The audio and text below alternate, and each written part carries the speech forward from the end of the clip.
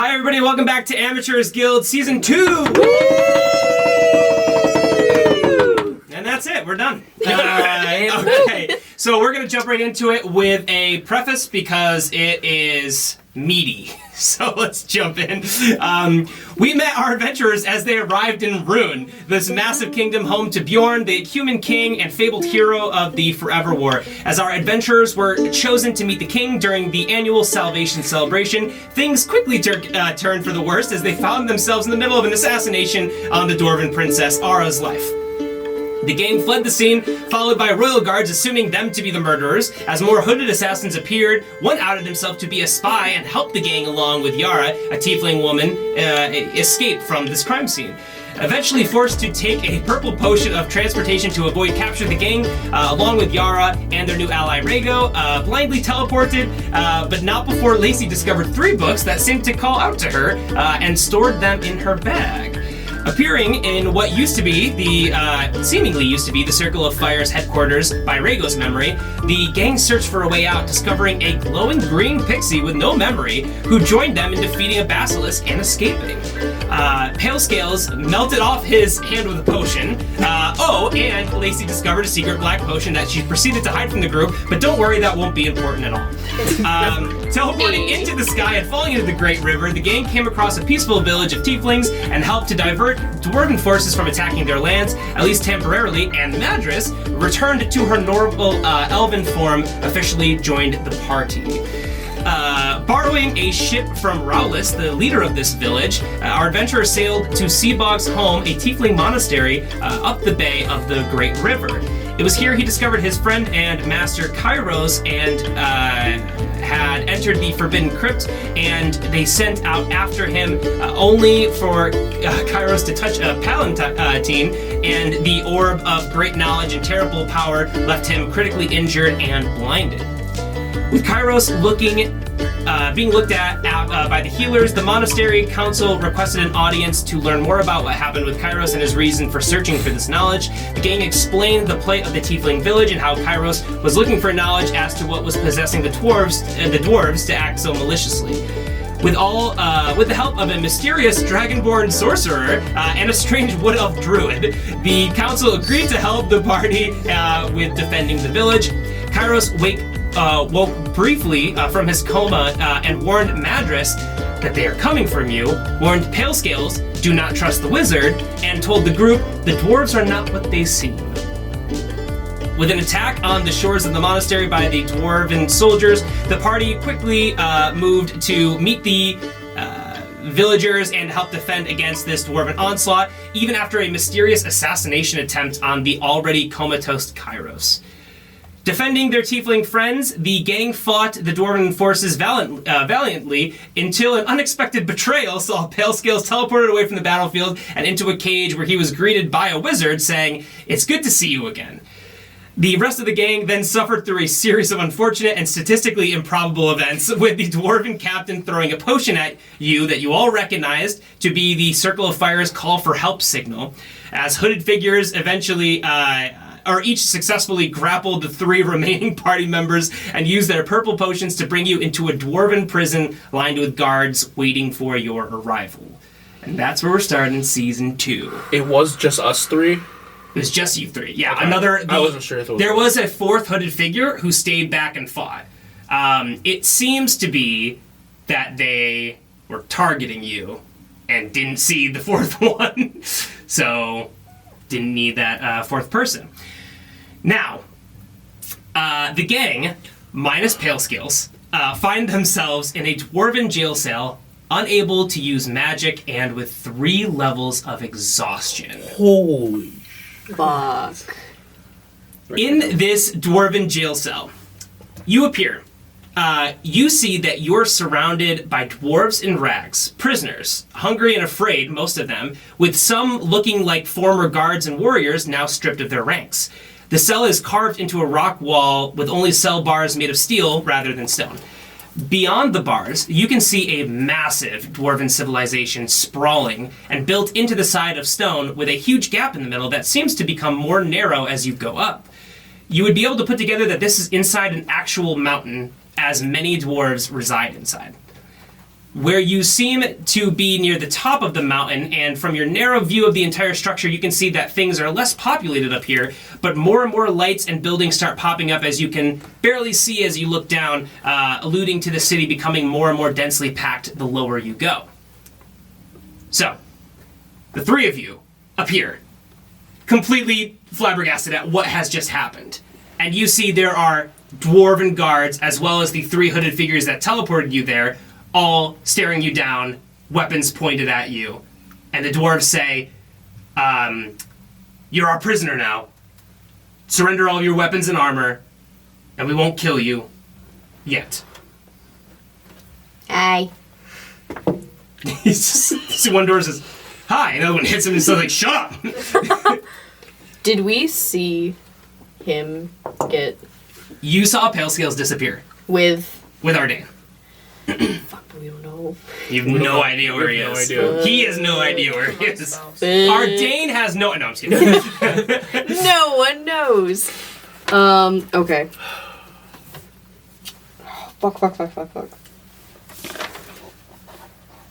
He wants to give up our stuff, basically. Is that what you said? Yeah, you see numerous guards, both behind the jail cell, inside the jail cell with you, pointed at weapons at you, as well as the three hooded figures. You're very, very outnumbered. I give him my staff. I hand over my scimitar. Cool. You hand over your weapons. Matters? Excuse me. I very slowly hand over my weapon. There's my bow and my quiver. Yeah. They take it from you. And what kind of armors are you guys wearing? I don't think you're wearing armor. None. You might I not just either. have the... I have the hide. Yeah, you might have some. Right, your hide armor? Yeah, you my have hide hide armor. They take that from you. Fuck. Matters, do you have any armor? Mm-mm. Okay. Now, That lowers my AC. as they take your hide armor from you, they of course notice the cloak you're wearing. What do you want to do as they're taking the hide armor? Do you want to try and hide it? Do you want to try and distract? Do you let them have it? I am going to... I'm gonna... What's that? Ripping all the bad stuff. Honestly, amazing. I am going to try to, like... Because they're not taking my bag, right? They haven't gotten to personal effects yet. God, fuck. There's nothing... Oh, God, I'm gonna try and distract them. You can, and by the way, you can deduce that with all the other dwarves in here who are the actual prisoners, Yeah. they have like rags. They have nothing with them. So you can assume that things are probably going to, everything's probably going to get taken from you besides like simple cloth clothing kind of stuff. Gotcha. Yeah, I'm gonna try to distract them. Okay. Is there a way that it can be tucked into my shell? It's a... If you want to make a really, really good sleight of hand check. So I was gonna try to distract them first, and then try to throw it in my. Oh, I don't know if they'll take my hat. They might take my hat. It is not a hat. Don't take my hat. It's my brain. I was like, it's part of your hat, but okay. I'm gonna try to distract them first. Okay. Tell me exactly how you want to do this. Good. There are so many people looking at you. Fuck. And we have level 3 exhaustion. It's gonna be so hard. Fuck. You know, I'm just gonna go for the sleight of hand. I'm just gonna see if I can shove it in this fucking thing. Okay, if Seabog, if you want to pick up on this and try and help her, I'll let Yeah, you roll can it. I'll let you roll it with advantage. But I'm gonna tell you right now, it's I gonna need be a a nat 19 20. or a nat 20. Okay. So roll an advantage. I mean, Just like crouch down. I'm just Like gonna... you have to. Sorry, you have to roll a I know. 20. Like yeah. No, I know. Oh god. That's... 19! Holy shit! So sleight of hand, that is that's gonna be a 21. Yeah, you are able in the commotion of a bunch of people, 6 people appearing out of nowhere, like they were expecting you, but it still was like kind of an explosion of purple, like mist and energy. You quickly assess the situation, try to figure it out, and are very keen to quickly take off your robe, kind of make a move to the side, and try to hide it behind Seabog's shell in the chaos of all of this. And you're able to actually slip that in there before the guards, who are maybe I'm going to say talking to Madras or Seabog at the time, are able to get to you exactly. Nailed it. Really cool. Nailed it. Really did. Excellent. Fucking awesome. So, Doesn't know. you don't know? Wow. No, you would have had to know if you gave her advantage. Oh, yeah, that's right. Yeah, that's right. So you see, okay, you get away with that, and then they take your bag, they take your armor, your weapons, and they do that with the rest of you too. So all your weapons, your armors, and your effects, including anything that are in the bags, are taken. You see a couple dwarves like take all this stuff and start kind of like walk out. And they exit out of the cell. You see the hooded figures are the last to leave the cell, and one of them, as they're leaving, looks back at you and just says, "Don't worry, it won't be long until you're sacrificed." Closes the gate, they lock it, and then they start to exit. You see most of the guards kind of scatter, and you are alone in the cell with a bunch of other dwarves who are prisoners, rags. Again, a lot of them are hungry, scared, afraid, and then some of them, like 6 of them or so, seem to be like ex-warriors or something that for some reason have been put into this cell. Anyone got a harmonica? You see as as these kind of guards disperse and whatnot, you see those 6 dwarves who looked a little bit more, capable. They kind of huddle up and are kind of starting to talk in the corner.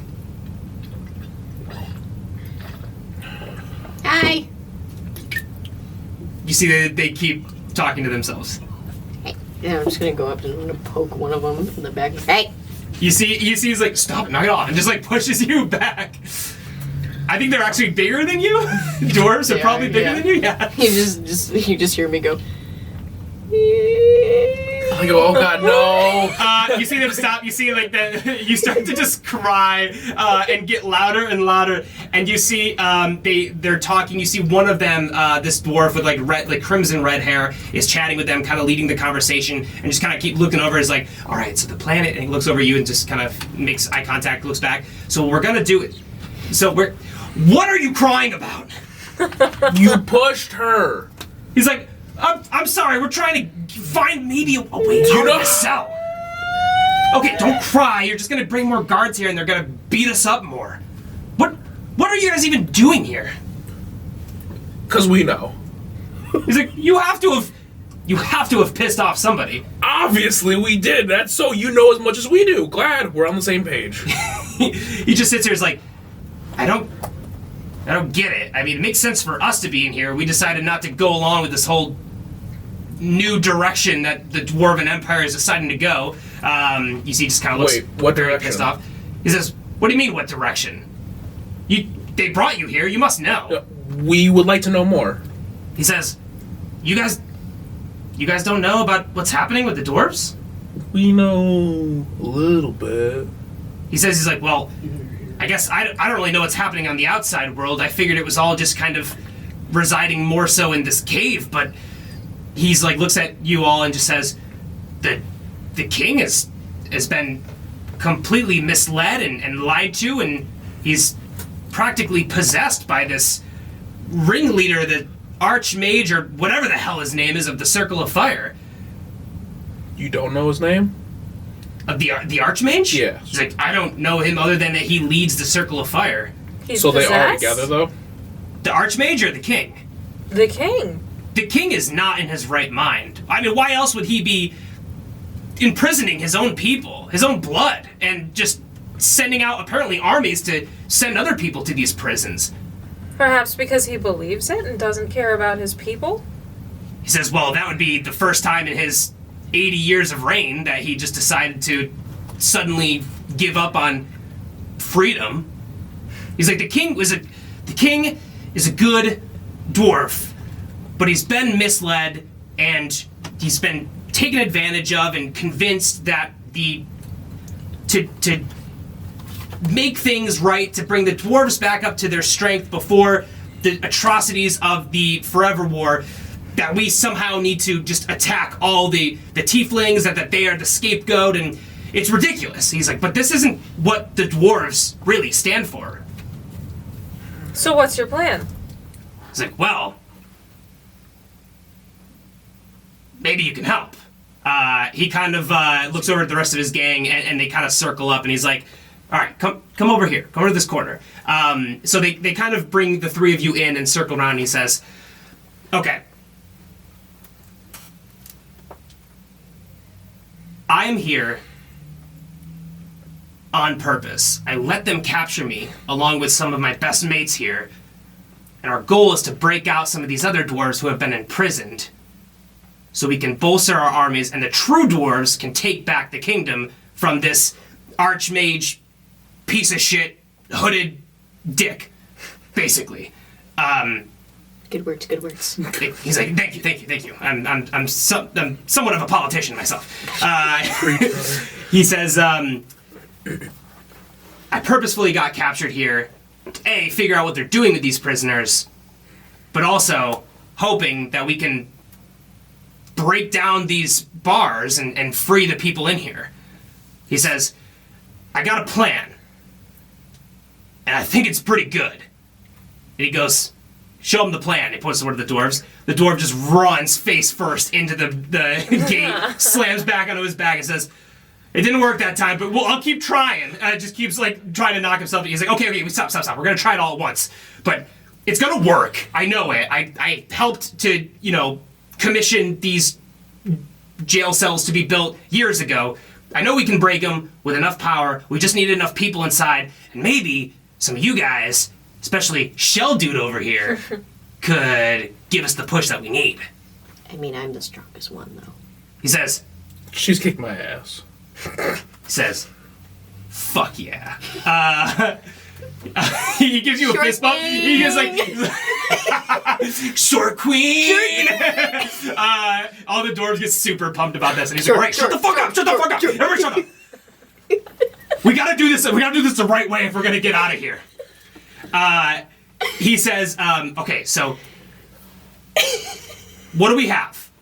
He's like, we got your shell. That looks pretty strong. Maybe we can use your shell as some kind of leverage, or we can smash it against the wall. I don't know. Can you go spin? into my shell. Can you spin him? In my shell, you're gonna have to spin me. The dwarf's like, let's spin this shell. They just start spinning it like around and around and around. They're not even trying to hit the gate with it. They're just spinning you. Roll us a flat 20, like a d20 for nausea. Oh no. I'm assuming they took my rock, my lucky stone. Yes. I'm throwing up. They just start spinning you, and you just see vomit start coming out of the holes of the shell. And they're like, oh, No, gross. It's like, but what if we use the vomit as a lubricant? No, that's nothing. There's nothing there. There's nothing there. Nothing there. He sits there. He just says, okay.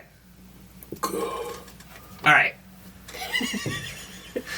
The shell's upside down somehow. All right, somebody tip him back over. I've seen this before. We gotta tip him back over. He's not gonna be able to get over himself. It happens too often.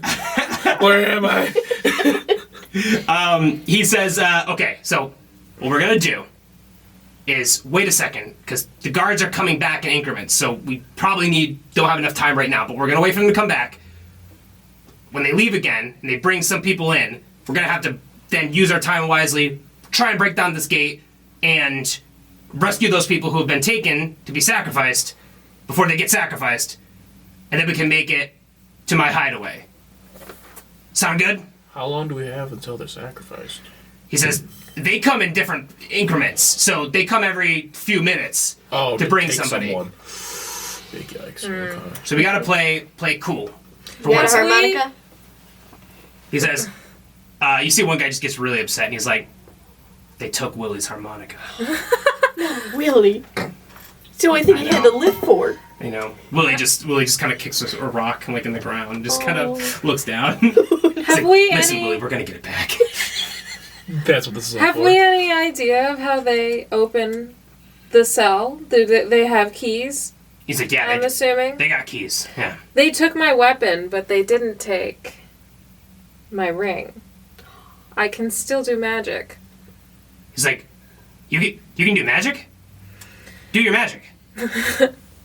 Well, let's think about this before we actually do anything. Wait, if you can do magic, you gotta do your magic right here. Let's think about this, Okay. dwarves, Okay. before we actually do anything. Okay, but some of us have magical abilities too, and we're not able to do any magic. He points over to the side, and you see, what? It's Willie. You see Willie. He's like, Willie, move to the side. You're blocking the view. Willie walks over to the side, super slow, and then you see a metal, brass-looking pylon that seems to be very similar to this arcane battery that you guys saw on the battlefield that the captain was standing on top of during your last battle.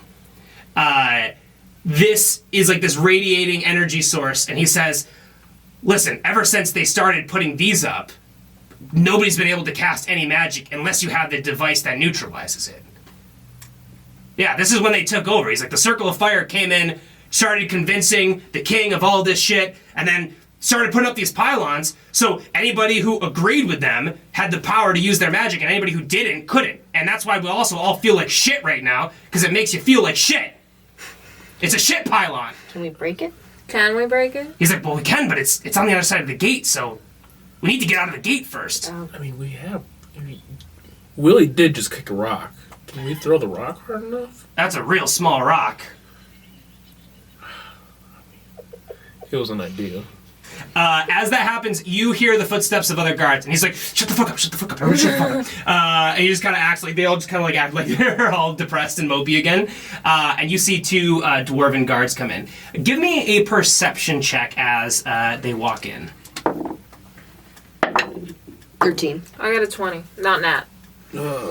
Perception. Okay. I have 21. Okay. What did you get again? 13. 13. Okay. Madras and Seabog. You guys notice that as they walk in, these guards have this, normal guard dwarven armor that you've seen. You've battled against people with this exact armor. But one thing you didn't notice, and you do remember that the captain actually had this in your last battle, they have these bands around their wrists that are kind of glowing this purple energy. And you can assume that is what's neutralizing the effect of the pylon here that's causing these conditions. So they walk in, and you see they open the gate and they say, all right, line up, scum. Everyone starts to line up against the wall. Everybody roll me just a flat luck check, flat D20. 15. Okay. 13. Oh, wait. Just a flat... Wait. Alright. 10. Okay. It's really not even a luck check. It's actually just to see if you're lucky or not. It's not like how lucky you are. It's just a number to see if that matches up with what they roll. So you see they come in. They grab a dwarf, like one of the sickly looking dwarves, and they pull him out. He's like, "All right, you drew the short stick." Start walking out, and then another one comes up and grabs Willie. And you see the guy goes, "Willie, damn it, Willie!"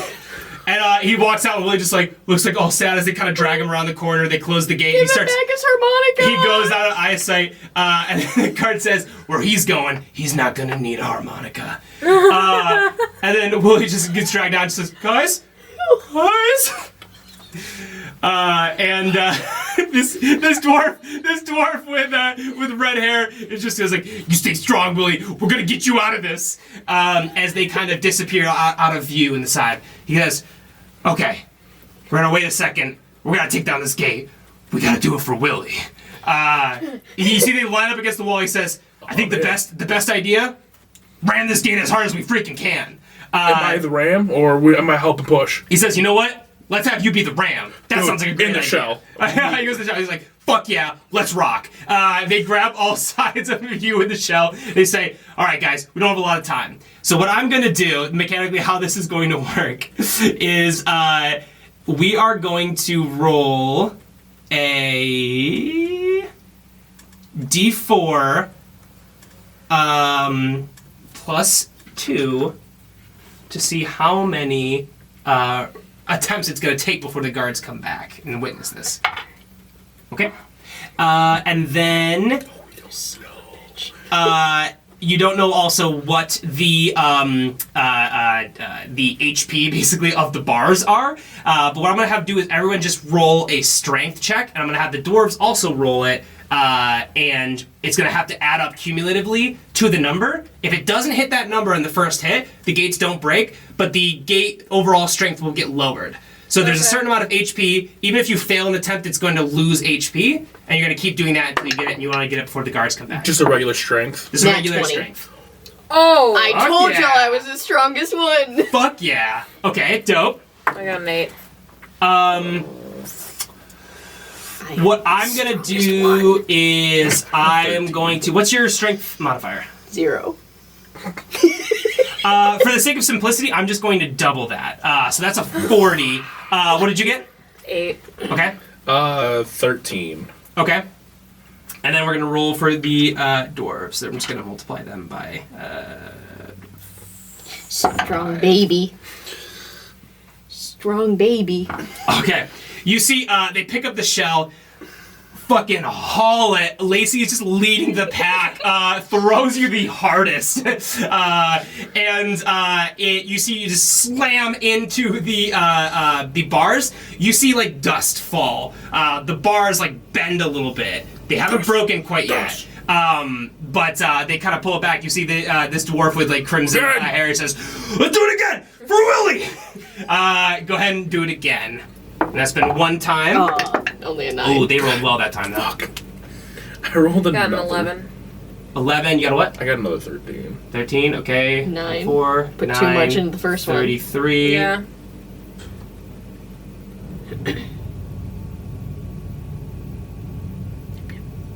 Okay, 30. Okay, 30.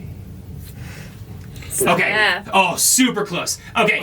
You see, slams against it. More dust falls. You see, like the gate like start to kind of like bend even more, and some like chips start to kind of come out as like the gate starts to bend farther like out into like the preceding hallway. The dwarves just pull back and say, "We're doing it again. We got him. Ooh, not good for them that time. 10. 11. Ooh, 22. Okay, 22, 11, 33, you got 10. They break through the bars. You see yeah. the gate just goes flying. Pieces of this go off the ledge into that dark like abyss as like the dwarven city kind of leads down. So you see that like our bars are falling, scatter across the ground as they kind of like break out. You see the dwarves all cheer, get very excited. As that happens, you guys hear footsteps running around the corner, and you hear guards yelling, "They broke it through the gates! They broke it through the gates!" So you see how many first show up. 4 guards around the corner. Swords, armor, everything that you guys don't have. They around the corner. You see that this dwarf with red hair looks back at you guys and says, and then looks at the dwarves and he says, "All right, formation delta." You see that they form a little mini triangle. 2 of them run off in the opposite direction, facing the opposite way of where the guards are coming. They run off to the right. You guys are facing the guards that are coming to the left. One of them runs over to the pylon and just starts smashing it with his hands as hard as he can. Then we're going to... The other dwarf, you don't know where he went. He just keeps running in the distance. You're not sure where he's going yet. The other dwarves who are sickly are still kind of waiting by the gates, but they're too weak to actually fight here. And before we get to battle, we are going to cut to Pale Scales. So, Pale Scales. You have just been teleported. You're in the middle of battle. Ardain comes up to you and says, "Hey, I got an idea. Trust me." Grab his hand, teleport into a very, very dark room. suddenly you realize that you're in a cage, small cage, built for like one person, one humanoid, and Ardane lets go of your hand, and is standing on the opposite side of the gate, or the cage. This room seems to be very different. Not that you would know this, but for everyone to know, this is very different from the prison that you guys are in. This small cage, just big enough for one humanoid standing up, sits in the middle of what appears to be a laboratory. There are beakers, magnifying glasses, machinery, mostly giant arcane test tubes that look as if they are perfectly sized to fit a person or dragonborn lined across the room. Palescales, you look around and see the top of your cell seems to be magically enchanted, giving off some sort of low, glowing purple energy. Ardane lets go of your hand and steps away from you, Palescales. As that happens, this dragonborn wizard walks in. Dark gray scales, wearing like a black, long robe, and he looks over to you and says, Palescales, it's wonderful to see you again. He just kind of walks up closer to you and just kind of studies you and says, you look like you've gotten stronger. That's excellent news.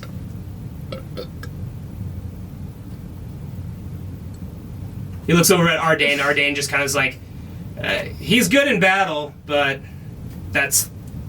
he does this sometimes. I do okay.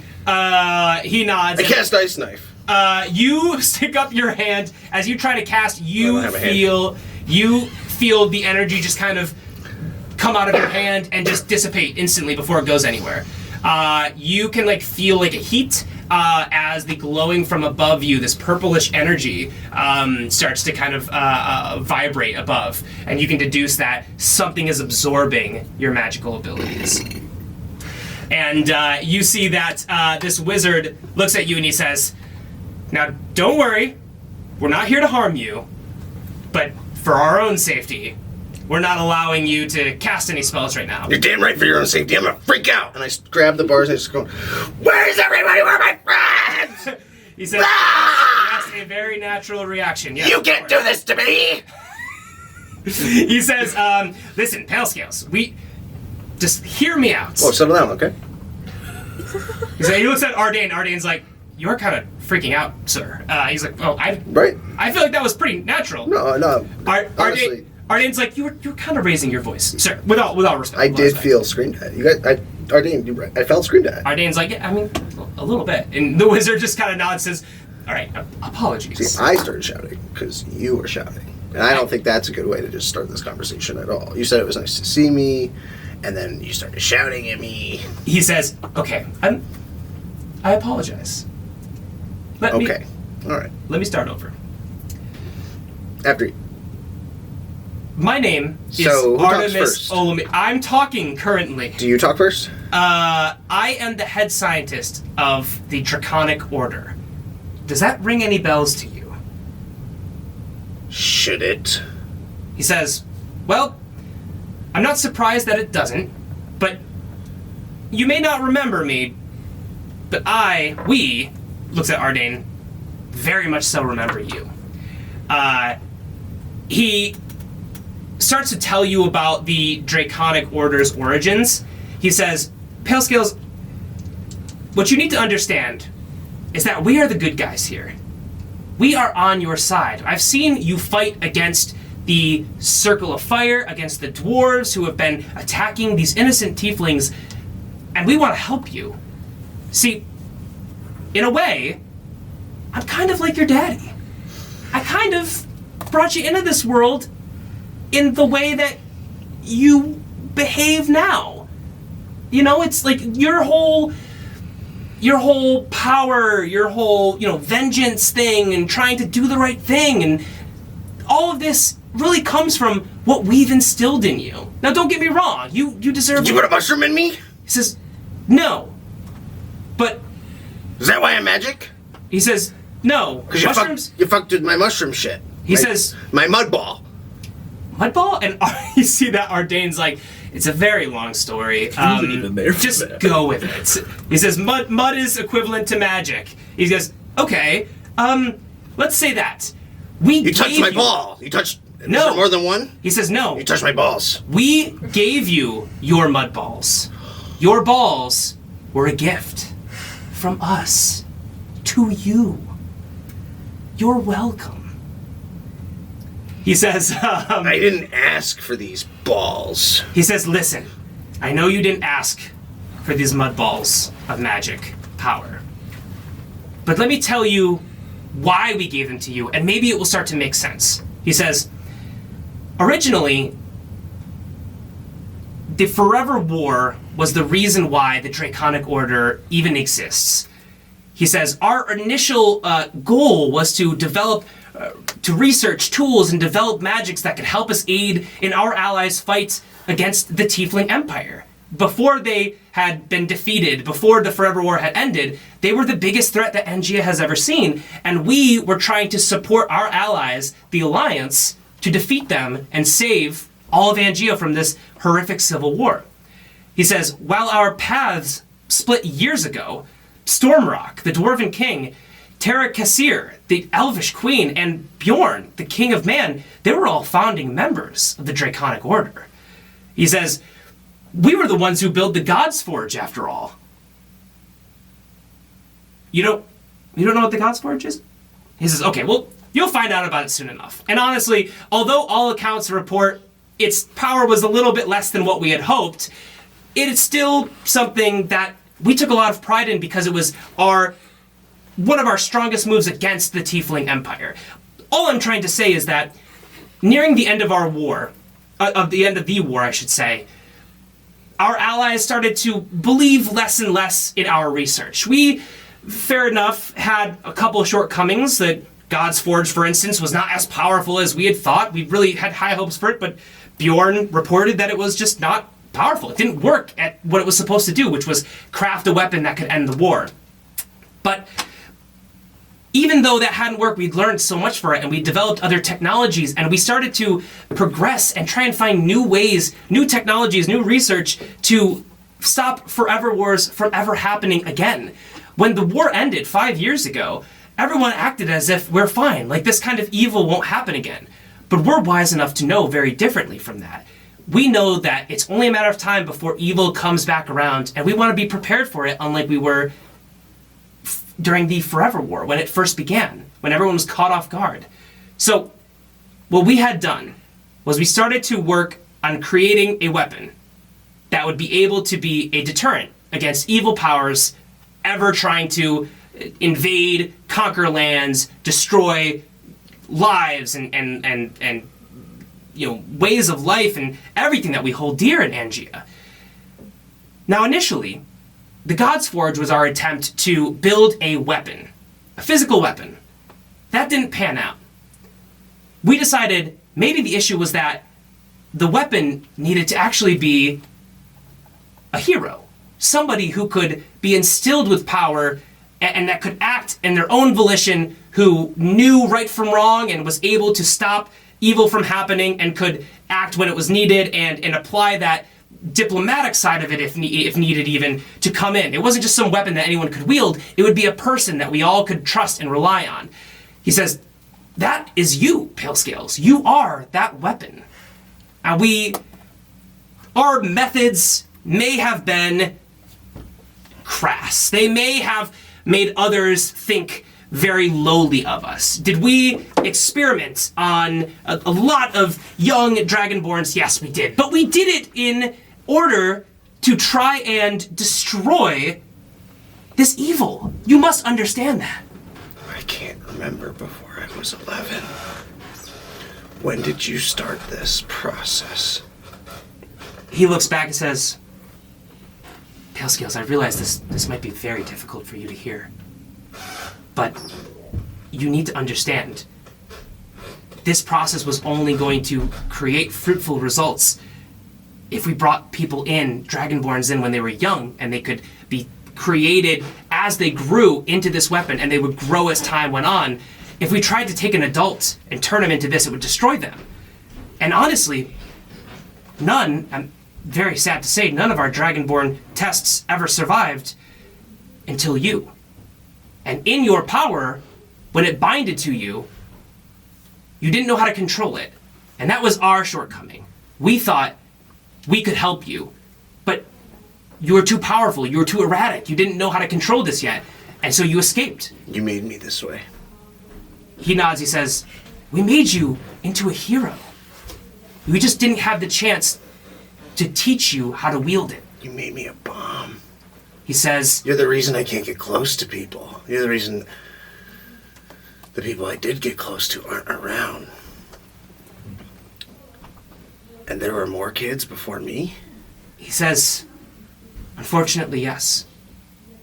But think of the countless lives that we will save with you. You are a success. Of course that's a tragedy. I feel terrible about all of our other test subjects that had not made it through the process, but we can save billions of lives now that you're back here, and we can help you utilize this power. Memories of his past drift back to Pale Skills, and he doesn't remember how this wizard looks, but he remembers his voice and the searing pain in the back of his head. You are familiar to me. I do remember you now. I do remember that day. I remember anger and sadness and flying, and I thought it was all dreams. Why does my head hurt when I try to understand what I am and what you've done to me? When I think about it, when I think about anything, why does it hurt? He says, that would be our failsafe. We installed a device, a biological device, so that we would know in case something terrible happened, in case you turned out not to be an honest, helpful person, in case you ended up being a disaster. We kept this as a failsafe that we could quickly stop any more people from dying in case you ended up being a bomb instead of a shield. But you are a shield. And the reason why we sent Ardain to bring you back here was to remedy that. You don't need this failsafe, and we want to rid you of it so that you can have your memories, so that you can live a fruitful life as you deserve, and protect the ones you love. The problem was not your power, Pale Skills. The problem was that you didn't know how to wield it. And you had every right to run. Of course, I understand. What you had been through was beyond tragic. But now, you have learned to cope with some of your energy. You've learned to control a little bit more. And we can help you control it even further if you will let us. But I understand our first mistake was forcing people into this. So we want to help you, but only if you'll allow it. And you see Ardain, kind of steps back, and the wizard approaches, and he says, now that we have let you know why you feel this way, we are going to rid you of this failsafe. You no longer need it. And we're also going to give you a power that will help you channel this energy. But it's your choice. If you choose not to take it, you are free to go. You can leave. We're not trying to hold you here. We just knew at first we'd have to restrain you for our own safety. But if you choose to let us help you, you will be able to be that shield and protect the ones you love from ever dealing with what your friends had to deal with before you knew how to control your energy. How would you help me? He says, we've seen what you're capable of, and we've had time to perfect a device that would help you channel this energy that sometimes seems to just pool out of you in an explosive-like manner. We can give you that tool that will be completely yours to channel this. And you see he kind of waves his hand, and you can see like this illusion, which you know very well it's an illusion. This isn't real happening right now. Your metal hand turns into like a gold kind of brass version of this fake hand that was kind of still, right? You're suddenly able to move it. In this illusion, you're able to control it. It works just as if your normal hand. But you also see this red energy kind of like vibrating through it. You can feel that this feels like essentially a wizard or any kind of magical being channeling something into a wand. It essentially operates like a wand, but it is part of your body, and of course gives you back control of this hand. So you feel this, and it feels in this illusion natural.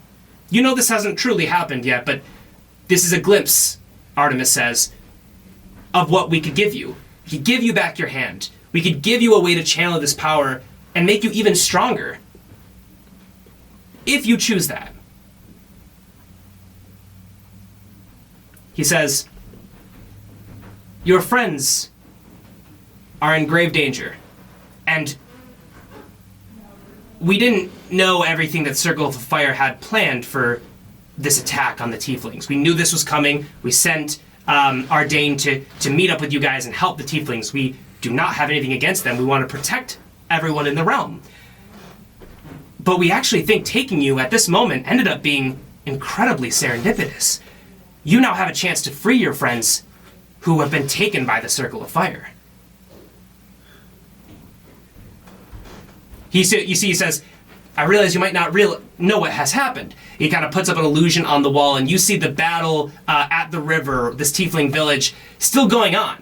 You see this dwarven captain ordering, the ironclad, the remaining ship, shooting balls of energy. But you also see Sudi breaking out of the restraints, the shield that he protected himself with, the stone barrier. You see the wood elves launching volleys of arrows at their enemies and slowly destroying the ironclad ship and protecting all of the remaining tiefling soldiers, as well as the people of this town. And you see the monks fighting and destroying the last hooded figure who stayed back and just kicking the shit out of him. He says, you'll notice your friends are not there. Right after Ardain had taken you, the Circle of Fire had appeared. Somehow, and we're not sure exactly, but they are working with the dwarves. Maybe they're behind all of this, maybe the dwarves are utilizing their power, we're not sure. But it was very helpful that we pulled you out of that. We didn't even expect this, but now you have the chance to find your friends and to help them and to stop whatever the Circle of Fire is trying to recreate, which we believe to be is a second forever war.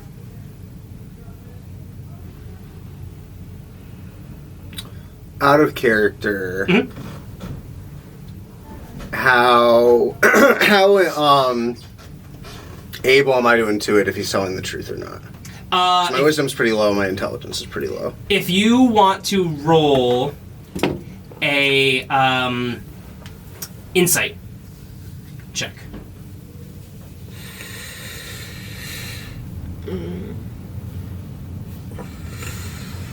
Cold bastard. It's 8. Okay. You look into his eyes. You try and determine, is this guy telling him the truth? Is all this been a lie? Like, what is happening? This seems crazy. A lot of it feels true to you, and your memories are starting to pull back. But you don't know this person. And you remember, in the back of your head, a warning not to trust the wizard. Now, was Kairos in his right mind? He'd been through a completely tragic event, just yelling things out of coma. What the wizard has said feels like it could be true. Part of it definitely resonates with you. Your past, your backstory, that's real. What he's telling you now, what has happened at the battlefield, you don't know for certain.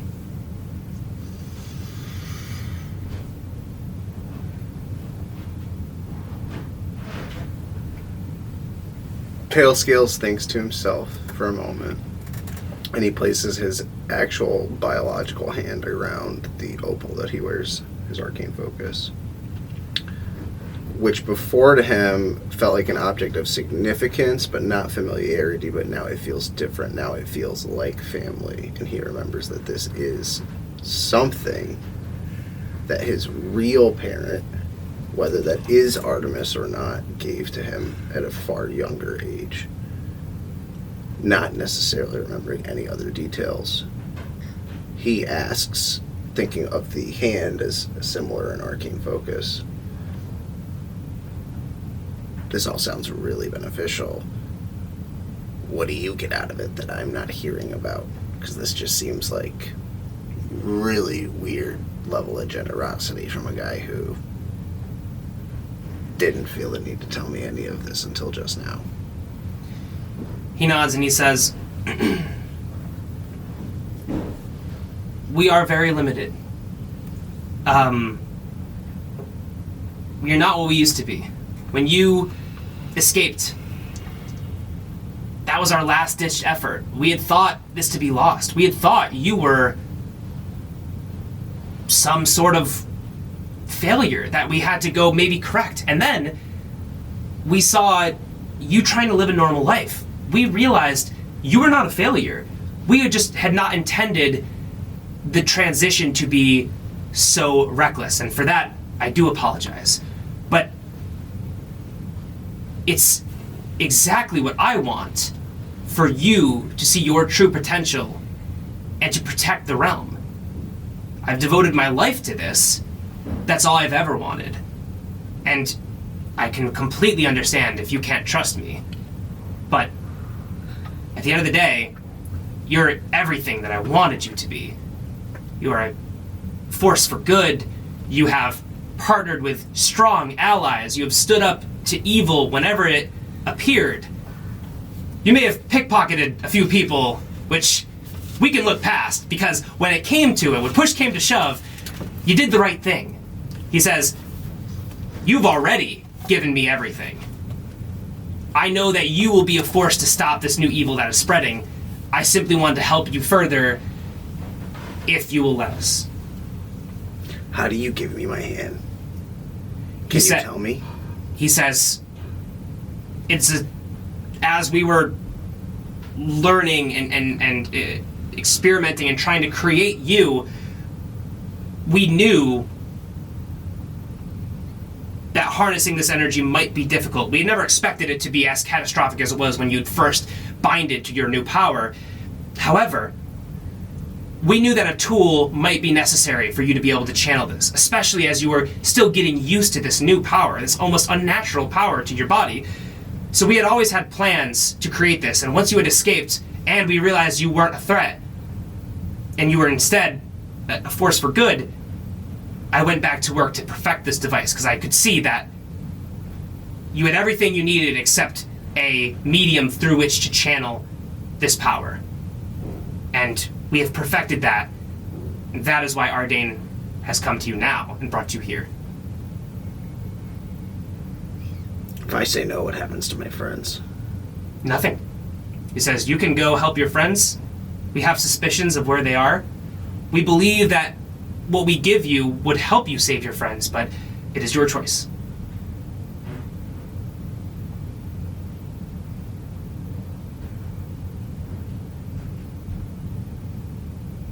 Ooh, this is so tough. Because metagaming, I feel like I shouldn't do this, but in character, I feel like I would do this.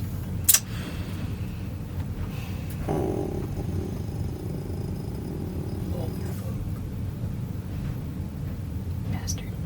Goddamn.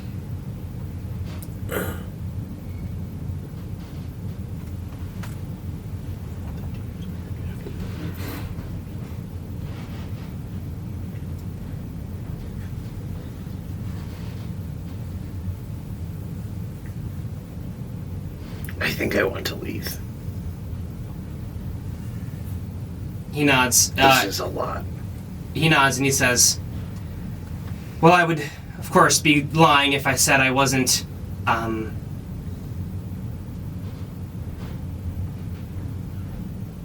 disappointed, but I very much so respect your decision. You see he waves a hand, this purple energy above you disappears. The cage collapses. You are completely free. You see he stands aside, Ardain does the same, and says, you may leave. We can tell you where we believe your friends might be. We do not know for certain, but we believe they're in the southern tier, near the edge of the Great River where it meets the ocean, in a mountain where the dwarves reside, where the king, Stormrock, has his empire. That is our best guess, but we don't know for certain. Before I go, this place, was it where you made me? He nods and he says, yes. He casts a hand. It illuminates kind of farther down. You see this room is less square than you thought it was. It's actually a very long corridor almost. And you see parts where it has just kind of like, where you are seems like normal, and then as it kind of goes down, it seems like burn marks and things broken, glass, old test tubes that had fallen over. Just becomes chaotic near the end, where you see that there was once a hole that something you imagine you broke out of, leading out into the rest of the world, but it has since been sealed up. He says, yes, this is where you were before, and this is where this place leaves its purpose. He says, I will also tell you, as you grow more powerful,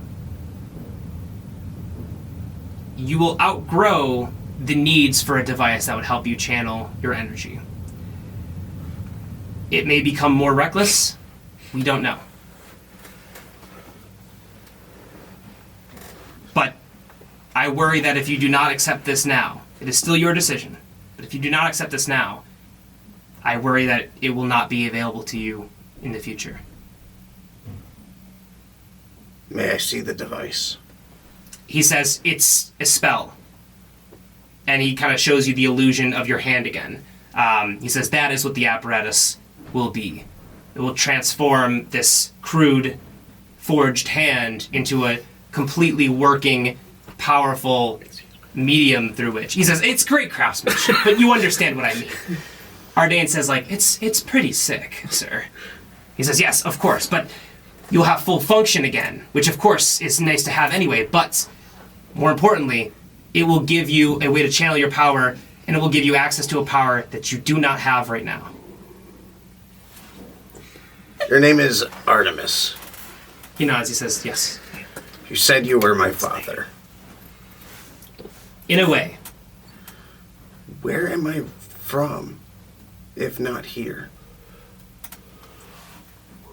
He says, many Dragonborns are from the Ember Coast, very close to where the Tieflings originated from. Where did you find me? He says, we found you alone, near the bottom of a mountain. Between before the Ember Coast becomes the great mountains that we know, near the middle of Angea, that is where we found you. A lot of Dragonborns have been displaced over the years. We imagine you've been displaced during the Forever War, as our experiments happened starting midway near the end of the Forever War.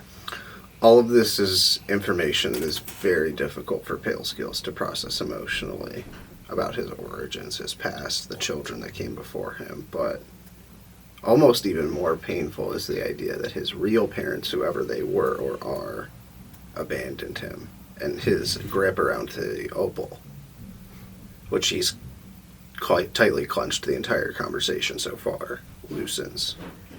And he says, I think we should do the spell. You see he sighs in like a pleasant, like, I'm happy you've come around. He says, now I want to be sure that this is your decision. He says, obviously I believe it's the correct one, but it needs to be right for you. He nods and says, okay, we will give you the medium through which to control your power and use as you will. You have a trash can? He says, of course. Where? He points over to the side. There's a trash can. I saunter over to the trash can, and I grab the opal around on the chain around my neck, and I give it a strong yank to break the chain at the back. And I hold it over the trash can. And for several moments, I really want to drop it in the trash can. You see, he says, wait. That might be of use to us. To you. You're right. And I take the chain and wrap it around my hook arm. And I say, I don't really get how it works still, but this part seems important for me to be able to control the magic too. He nods and he says, I think that will be the linchpin that binds this new device to you so that you can control it as a natural extension of your body. He says, I think using it is not only wise, but necessary. Pale Scales hesitantly presents his left burnt arm to the wizard and extends it. With the metal hand on it. Yeah. He nods and he takes the you tied the gem around it, the focus. Mm-hmm. You see he like places his hand under your hand to kind of stabilize it, places another hand above it, and you see this like golden like aura just kind of shine, this very bright, almost blinding light. You can't really see your hand below this light.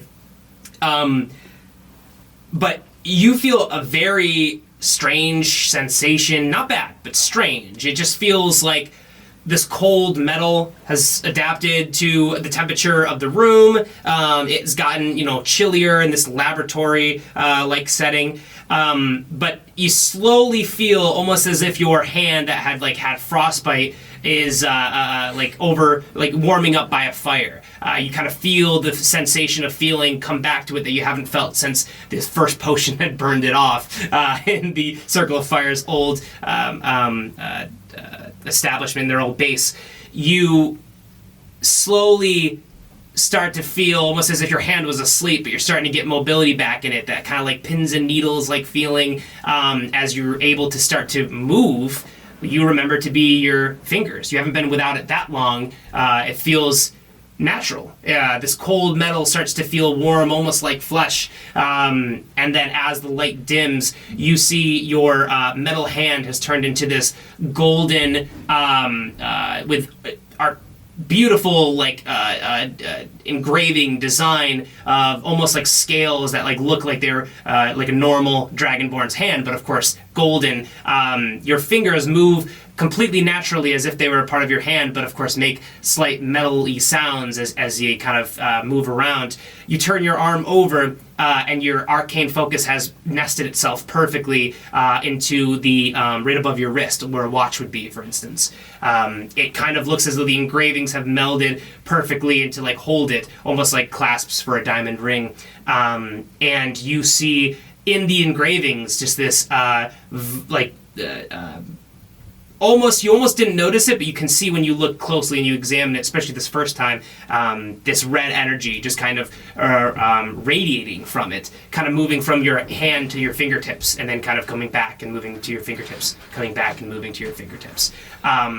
It feels, for all intent and purposes, like a natural hand. You also do feel a great surge of power. You have control over it. It feels like you have full control over this gas pedal, for instance. Essentially, how this works, this becomes your new arcane focus.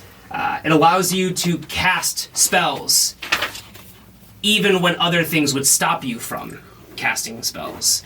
It allows you to use dragon points. And how this works, mechanically speaking, is that for every 1 point you use, you can change an attack roll or a spellcasting roll by 1. That's only for your own spells.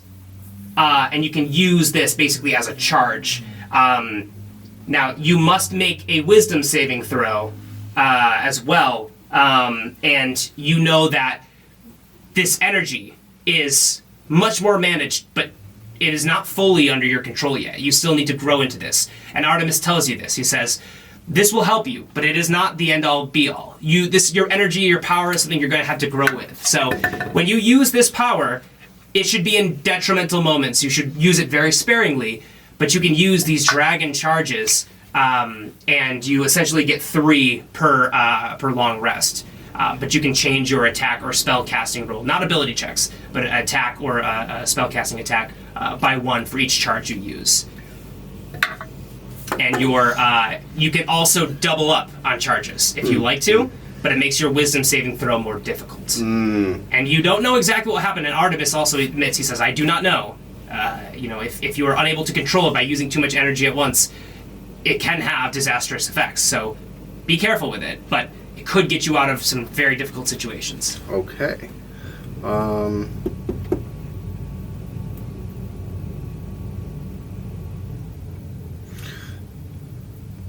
How do we get to my friends? He says, well,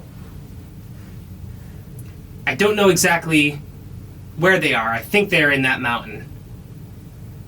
If you want to try there, he says, I can teleport you there. He says, but I would be very understanding if you didn't trust to teleport right now. He kind of chuckles to himself and then realizes it's kind of insensitive to say. But he says, we can bring you close to the mountain. However, knowing the energy they use, the contraptions that I've seen on the battlefield, they have raided our compound before. And that is where I believe these pylons that they used at that battle, they stole this technology from us.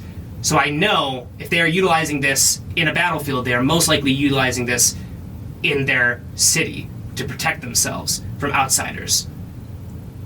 So I don't know how close I can get you, but I can get you as close as possible, and then your new power will probably have to guide you the rest of the way.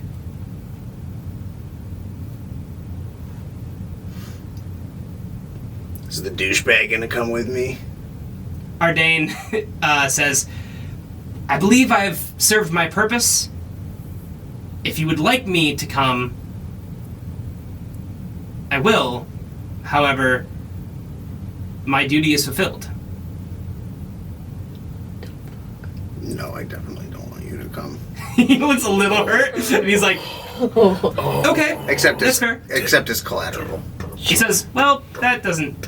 Okay. Hey, you have some value. Come on. He says, well, thank you for saying When you're a hostage. Okay, well, Not that a feels backhanded, but okay. I turn to Artemis. I say, would feel pretty weird to kill me with a teleport after all of this, so... He nods and says, it feels like there would be easier ways to try and do that, perhaps when you were in a cage. Yeah, and before you buffed me. Also true. Before I go, via teleport, I have one last question. Which is how many? He looks down and he says, thousands. I look down at my new brass hand, and for a moment I contemplate the weight of all the children that came before me. And then I punch the wizard in the face. You make an attack roll. Yep. He's gonna have to money this. 5. Plus your Five. +2, I think. For my strength, It's just an unarmed, so I think it's just going to be your... just unarmed plus dex. Actually, I think it's just your strength modifier. So then it would be +2, so it's a 7. I think so. Is that how unarmed strikes work? Oh, are you looking at the unarmed damage? strikes or are just your normally- modifier, right? It's normally, Hit is +5, yeah. so it's actually a 10. And then the damage would be 3. Gotcha. I'm gonna say, I mean, you're able to hit him no matter what. He's not expecting this. Okay. I'll just say, for the sake of simplicity, yeah, you do 3 damage to him. You see, he falls back. The weight of the metal hand, even though you weren't using magic there, still is a pretty damn good blunt object to hit somebody with. He falls to the ground, blood kind of coming out of his nose, and he says, "Okay, I can understand that, and I can admit that I'm sure I deserve that." I help him up. He gets up and he says, "Thank you, Pale Scales, for trusting me." See you later, Dad. He says, "I think I need to teleport you, don't I?" Mm-hmm. Okay. So, Okay. He puts a hand on your shoulder, and then you teleport. We will cut back to our friends in their battle. Roll initiative. You have 4 guards coming in. okay. Well, it's plus your. It's just Modifier. plus 2, but it's a nat. It's a Isn't nat that 1? 1. Yeah. But what's your initiative? 2. No, it's not. It's plus. Oh, it's plus 5. Yeah. So it's a You have 6. plus 5. What do we got for initiative? 6. She got a 6. She nat Oh, one. yeah. Nat 1. 15. 15? Or, Okay. I'm sorry, 14. 14. Okay. Roll off. Each roll one. Actually, I think it's your dex. I think your dex modifier. I makes you go first. believe it's me. Yeah, I was gonna say I'm like, that's plus 2. I'm like, It's like that's, rollies. that's my good stat. I had good rollies. I didn't. I didn't even roll. I'm just kind of. But yeah. Okay. Cool. You guys see these 4 guards in armor rounding the corner, running at you full speed, saying, "Get them back in the cell! Get them back in the cell!"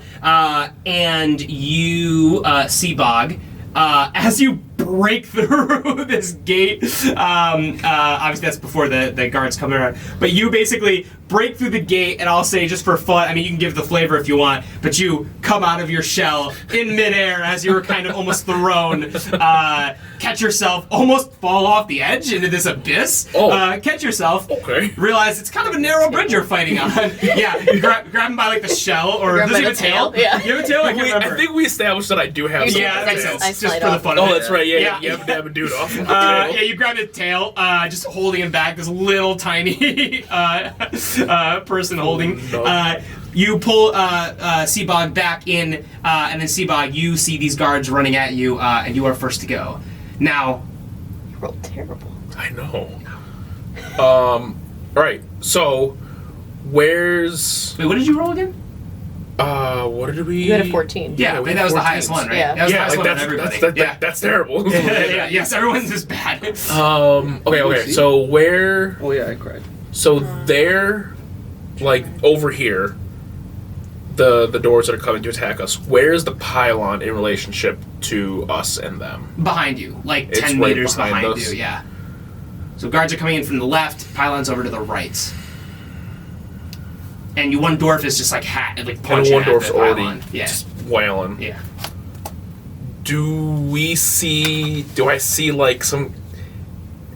When they took our stuff, did they take it with them away, or did they like throw it into like a closet or something? They took it away. You're not took sure it away. where. No but they clue did go in where. the direction that one dwarf Ran for? Yeah. Okay.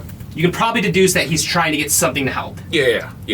Does she have her hat still, or did they take that thinking it might hat? have been something? What does your hat look like? Let's go. Exactly mushy. like this. Exactly. Most certainly took it. Destroyed it. Roll me a nat 20. Or not nat, sorry. Roll me a d20, and then if you get an 11 or higher, you can keep your hat. No! They took the hat. They took the hat. Fucking hat. Dude, that's also my arcane Cole's big focus. batchy boys. We'll see about That's that. also my arcane focus. Oh. They got my hat, but they didn't get my goddamn cloak, god damn it. That's true. Oh, that's a good idea. That's still so rough, though. So we're still close. Yeah.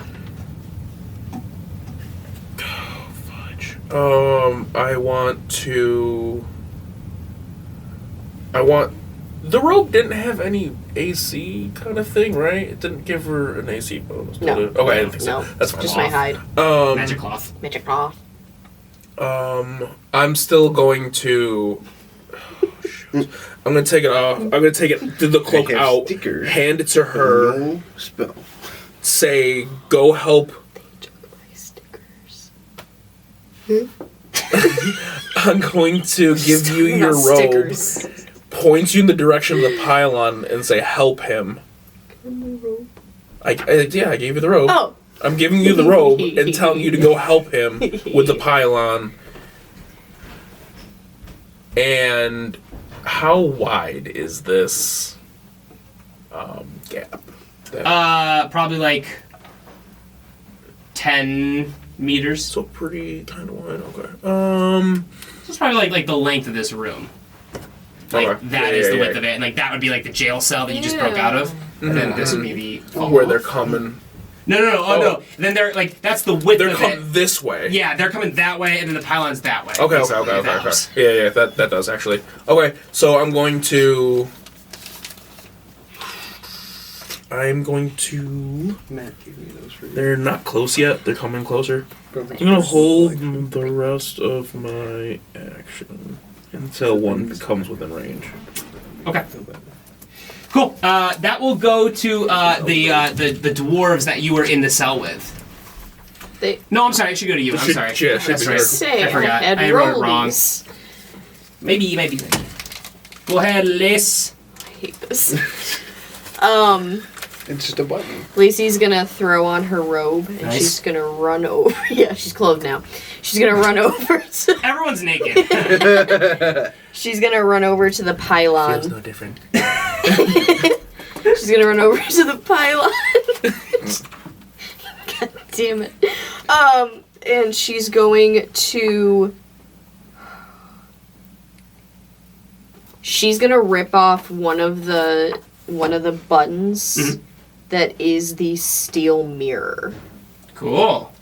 So like a 10-foot like steel mirror. I think that's what it is. It's just hold on. Sorry, I have it pulled up because I was smart. Becca, that camera's on still, right? It Yeah. is. Nice. Yeah. It's not going to be in a few minutes. Yeah. But Yeah. It's okay.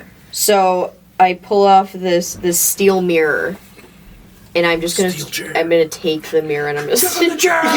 Yeah. You see that like the dwarf with like red hair just goes like, Jared, dude, short gang. short gang. And she's gonna start whacking the shit out of this pylon with this goddamn my steel mirror. You can pull a weapon off it. Does it not have weapons? It has a dagger, but like a I mean, way cooler. Listen, way cooler. Because like I have to take a chance. Like there was a chance that I could get a portable ram, That's true. but That's like true, but that's a chance. roll. that's That's a a chance, roll. Yeah, and that's like a good it call. could just give me gems, and I'd be Yeah. like, yeah. So I'm gonna pull this off and You have a 10-foot pole. yeah, Fucking whack it with the lead pipe. steel mirror. How? Yeah. What do you add to that? Is that It's does it isn't have it? Don't random objects? don't improve or improvise. Improvised improvised weapons. weapons. And they can't. Like, isn't improvised weapons a whole There thing? you are. You teleported. He's But I not don't- with us. I don't know where he teleported. It's not Oh. here yet. He's not even. We cut you off. We have no I'm- clue where he's I'm going. mid-port. I have to wait till next week. Won't happen.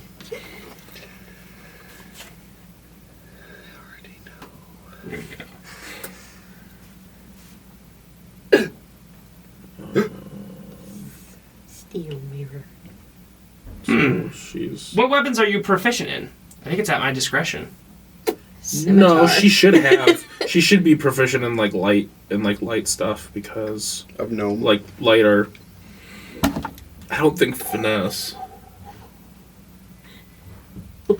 Okay. Long boy. Still up. That's all. I get the tripod. Cole Will just you had go a put heart it attack. back real quick? Oh no. I Yeah, think just it's take okay. the steel mirror, It's start off whacking the angle, shit. Come though. on. It's gonna be a different angle now. You just Um, gotta Come on, man. Any object you can wield with one or two Give me, hands, like, such as broken 2d6. glass, Yeah. table, leg, frying pan, or wagon wheel, dead goblins. Yeah, I saw that.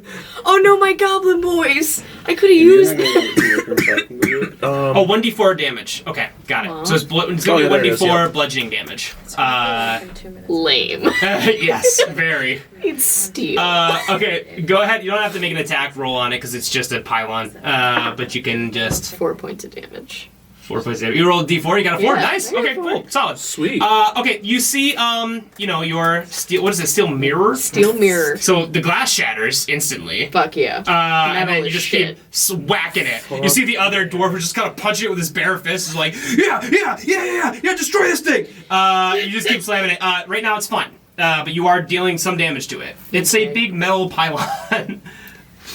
What was I gonna do? It's true. No, you're trying. That's worth it. Cool. That will go to the dwarves. The dwarf is going to do the same thing. He's actually going to pick up like one of the bars that's on the ground from the that broke. It's still gonna be the same thing. It's gonna be a D4. Oh, okay. He got a 3. Okay, so 7 damage to it overall so far. That is going to go to the other dwarves. I'm just going to make one big attack for them. You're dying. Good Just job. losing it. Jesus. At the idea of a dwarf picking up a bar. No, the fact that she Fucking didn't just... stupid. Oh The my fact- god, why didn't you do that? Yeah, the fact that she didn't. The dwarf thought I was sick, though. He's like, yeah, fuck yeah, mirror. I only have this stupid bar. Okay, wait, Cool. that's They do some really damage to funny. the guards. Yeah. They're just kind of punching. They're not that strong. That's going to be the big guard's turn. That is going to. They're going to go against the dwarves. There's 4 of them, and there's 4 dwarves. No, there's 5 dwarves total, and the 2 are there. So there's 3 dwarves in that delta formation because the other 2 are one's running, one's at the pylon. So they're going to do attacks on them, and then on Madras. So they're going to make attack roll. Is it going to be 21 moving to close hit? with them. Have I been healed at all? Are we it's your healed? armor No. class. So you're- I this is to hit. You are it's close, yeah. 21 to I hit. damage. reaction to Nice. hit him. Do some and damage. then that's gonna miss. And then I'm gonna try to... Now I'm taking my turn to hit him. Okay. I'm gonna miss that one too, probably. Holy shit. What is it? I rolled a 6. Oh, yeah. Yeah, I'm like... I'm like... Oh, God. You're a teen after Instead of that, how hurt are you looking? Madras. I have 10 health. Oh God. I'm smacking her. I'm smacking her. Healing punch. Smacking me? Yeah, I'm smacking thank you. you. Please smack me. I just don't remember how much Schmeek. the health actually does off the top of my head. Schmeek. Schmeck the pylon with a chair. Or not a chair, with a mirror. God, what the heck Merle. do I not have? It's everywhere. Where am I gonna find some metal? Oh, I okay, know. okay. My shirt. It's like thirsty while drowning. You're gaining 6 health. Okay, I'll take it. You don't have the option or not. I So. hate my life. So, do you... Wait. So that was... That was my actual official turn. He hits. Because I held my turn for them to get close to the ring. I see. Oh, okay, gotcha. Wait, so that was your... Do you use your reaction to I hit them, used- and then you used your save... yeah, you have yeah, 2. yeah. So you use your action to heal her, and then you have your reaction to hit them, right? Yeah, Because they that's can- what- yeah, Cool. yeah. What's your hit? Did you roll your... I It's rolled 15. hits and Oh, that's right. You bad. already did that. I'm sorry. And then I healed her. Totally. Okay, cool. Madras, that is... Oh, wait. They haven't done their damage yet. Yeah, I didn't. That was Yeah. a 21 to Oh, right. hit. They hit. Oh, no. Is 8 damage. God damn. As they come at you with swords. Make contact. Okay. That is now your turn, Madras. Without my ability to use magic and No bow. no bow, I'm kind of useless. What else is on the floor other than the metal bar and Blood. The steel mirror. You might want to also Stab. run back. You might also want to run back and try to help with the pylon. Disengage. yeah, I'm gonna do that. We're gonna Cool. run back and You want to disengage, right? Probably. That's not take it. Okay, cool. So you go over to the pylon. You're able to. You can, if you want to pick up a bar, you definitely can. Cool. You go over to the pylon. You won't be able to attack until your next turn. Okay. But cool. That will now be back to Seabog. How could I comfortably assume that they cannot pass the 4 of us, me and the other 3 dwarves? It does feel like you guys are a blockade. I'm going to tuck into my shell. Tucking into my just shell. be a big ass Just like be shield. a shield, Oh basically. hell yeah! I'll take that. That's dope. Absolutely. Yeah, that's what I'm doing. I'm tucking into my shield. You shell. see the dwarfs look at you. Can just do that, right? As in, Yeah, that's an action. You see the dwarfs like look at each other, and the red haired dwarf, the crimson haired dwarf, just looks at her and is like, use them as a fucking shield. You see, they like hold you up, like holster you up like a wall, and they try to like block people who are trying to get through as they just start hitting you. So what's your AC in shield in shell form? +4. So Holy I shit. have 24 Oh, gosh. AC. Oh my god. Fuck yeah, dude. Hell yeah. Hell yeah. Okay, that's dope. Big mode. That's dope. That's dope. That's Big dope. mode. Go big mode. Shell mode. Shell on. And we all shall on. Okay, cool. That's all you're gonna do, I'm guessing. That's all I Cool. can do. Lacey, give him the mirror. Lacey looks around at these other squares picking up bars and goes, fucking lamos. Oh my god. Hits it again for another 2 points. Hey, that's 2 points. This is where we find out Okay. it has like 80 health. You see I'll cry. the pylon gets like a little dented here and there. And cool. For a second, you see like the purple energy and just kind of like flicker. These guards who are going to try and break through. I'm gonna say it's gonna be another athletic check. Oof. Against the dwarves' athletic check. Well, no, I'm saying that them holding it is going to be okay. So they're going to actually, instead of trying to push you, they're going to try and make attacks on you. I think that makes way more sense. So they're going to try to make an attack. They are nowhere near your AC, so they keep bashing at the shell, and nothing seems to move. You see, like these dwarves are just kind of like pushing, getting like hitting this, holding you up as they just keep hitting the shell. They're like sliding back a little bit, and they're just like, all right, like any time down the pylon would be really fucking cool. And that would be. I got a mirror. Mattress. Your turn. I'm going to hit the pylon. Nice. Roll a d4. Oh. 3. Okay, it's getting more hurt. You see it flickers. Pieces of like metal are kind of like falling off it a little bit. As you go back to Seabog, same thing. Is that a dwarf I'm hitting it?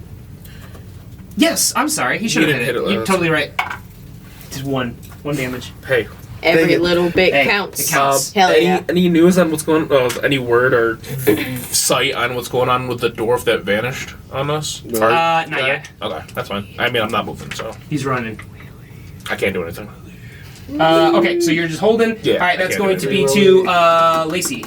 Hit this goddamn pylon. Hit it. 2 more points. 2 more points. All right, it's flickering. It's flickering now, kind of consistently. Okay, that will now be the guards. They tried to hit your shell. They are no longer able to do that. So I'm going to say that they're going to try to use an athletics check now that they've realized that that's not working to try and shove the shell back. Isn't it the other dwarves first? Isn't Yes, the good dwarves you the are bad most dwarves? certainly correct. So this is going to be the Fuck roll. with us. I know. I can't. I'm getting my dwarves mixed up left and right here. So they are going to try. So first, before I forget, let me do the guy who's going to hit the pylon because I know I'm going to forget that. Oh, 4 damage. Fuck yeah. This pylon is yeah. flickering. Fuck It yeah. is like going in and out, and you, the spellcaster in the group, can feel like your energy kind of like coming back a little bit, diminishing, coming back and diminishing. Maybe not you. I have no arcane Hold focus on, right hold now. on. That's my cat. Okay, not you then. I am feel it a sad. little Yeah, bit. you're like, oh, Yeah, okay. you're good. I keep feeling good and then not I'm a good, piece good then of not good. But you do feel like your exhaustion going away, then coming back, coming away, then coming back. And mechanically, it's still there though. And then these guys did roll a 15 on their first roll, but they are still rolling with disadvantage, and a 6 on their next roll against the actual guards, who rolled a 2. I am going to roll a d4 to see how many they push off this ledge. Fuck yeah. That's 3. Yeah! You see these dwarves just say, they just say, this crimson-haired dwarf just say, "Short kings, fucking push!" And they just start shoving them off to the side. You see the guards say, no, wait, no. And they just get shoved off the edge, and you just hear them scream as they fall down this huge cavern, seemingly endlessly, just, ah! Go fuck yourselves. Like Wilhelm scream, like. You see one guard left who kind of breaks free and tries to hold his ground. He is going to now try and just Bye-bye. athletic check get through. That's an 8. Didn't work against an 8. But your friends are rolling with disadvantage. They did get a nat 20, but that is with disadvantage, so they got an 8. It's actually tied, so they're going to do a roll off. But it's also like 3 to 1. Yeah, but they're rolling with disadvantage, That's fair. and they just got a on a roll off. Your friends got a nat 1. You see this guard tries to get around. He's able to just kind of barely shove around, but that is his action to do that. So now he's running over to the pylon. That will now be Madra's turn. I got no but. Well, Hit the pylon. Beat it up! yeah, well.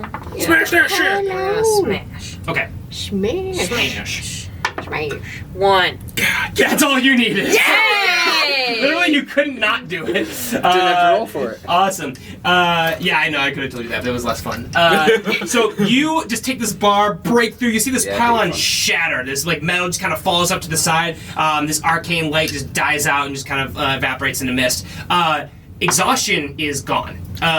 You guys, besides you get your, you get the ability to spellcast back. So you do feel that, even though you can't channel it without your arcane focus. Madras, you just broke through that. That's your turn. There's one guard left right now. You know that more are going to come. Around the corner, you see a dwarf running with a satchel full of shit. And this is your ragged friend kind of running back up. And he's like, I got the shit! I got the shit! Everyone take weapons! He just kind of throws it on the ground as I throw my headphones. And just weapons fly out. I have a, not a random weapon generator, but I have a like syllabus for what they would be. Do I get my hair? It's not your weapons. Fucking It's A. random shit. Yes. Oh, I kind of like that. That's good. Is there a wonderful. fucking steel mirror in that thing? Because I got a fucking weapon right here. Mushroom mirror. Machine mirror. Now I can cast my Okay. spells. Everyone I'm going to do a circle. Everyone roll me, besides pale scales, everyone roll me a d10. Oh, a D10. Ooh. 8. 6. What the fuck did I get? Lacey, you get a great sword. Is it right? You got a 10? No, I got a 6. Oh, I'm sorry. Same You got shit. a dagger. Steve. I heard got that. one. That's amazing. That's awesome. And then he's got a little thing. Little tiny butter knife. You got. Sorry, this was technically not right for Give him number the 1 and 2.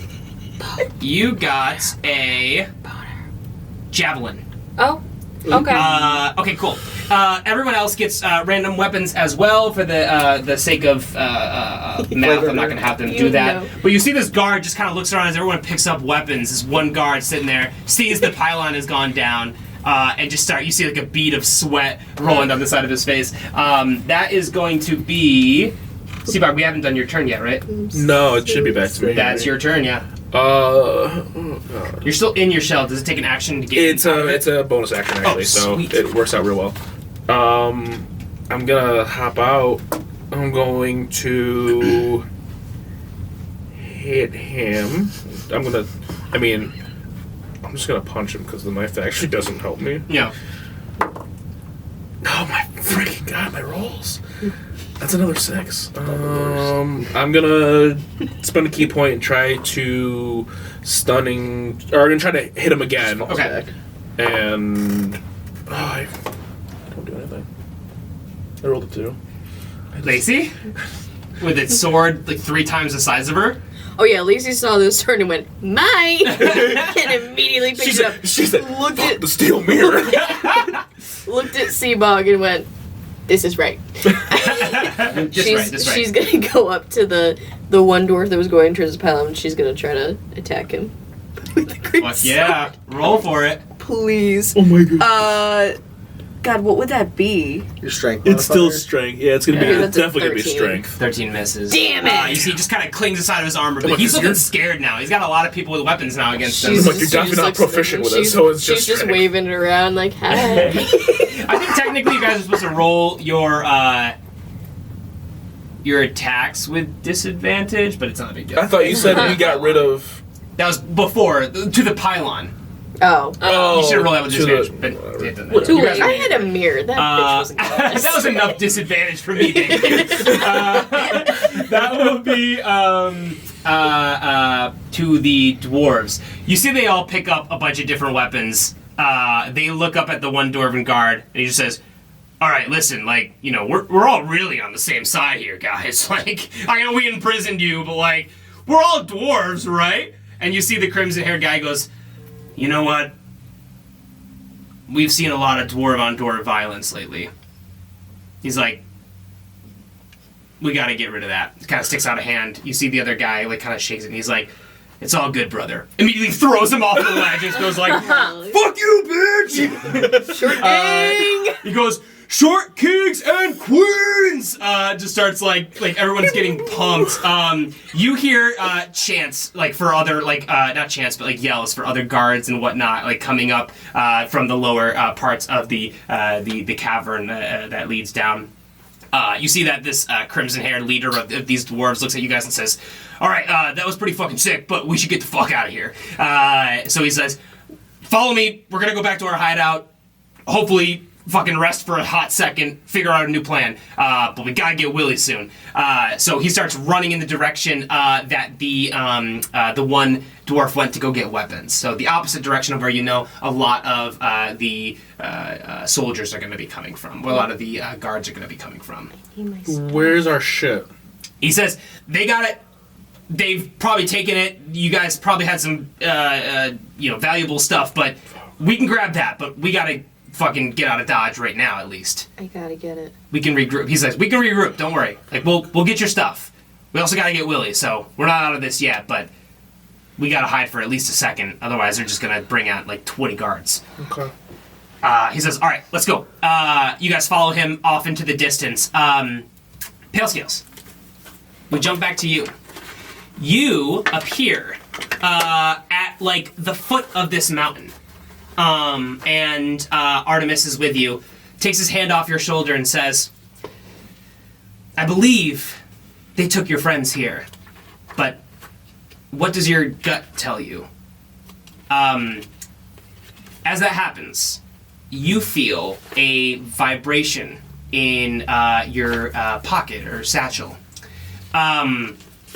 You feel that something on your person is kind of connecting to your friends, and one friend in particular, Lacey. You reach into your pocket and remember a while back, out of just fun and interest in this very magical life form, you have collected mushrooms in the past.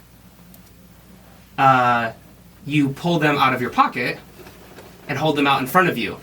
And as you hold them, in your new arcane focus gold mechanical hand, you feel this kind of connection. You feel that, like, not only are these mushrooms bound and siblings to your friend Lacey, but you also feel that your arcane focus, your newfound power, it doesn't just allow you to control magic in, like, the normal sense, but it lets magic kind of be more attached to your emotions and your feelings and your goals and objectives. You pull out these mushrooms, you feel as if they're almost trying to be a guiding star to your ally.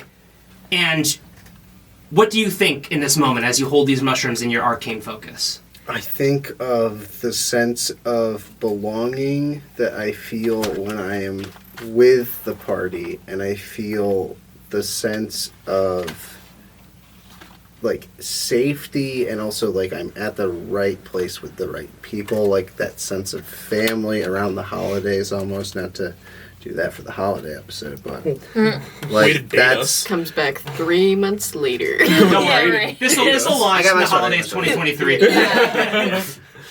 Like, way to date. I feel that feeling that I'm not at my rightful place beside my rightful people, and I focus on that sense of belonging and almost family that I feel with the party.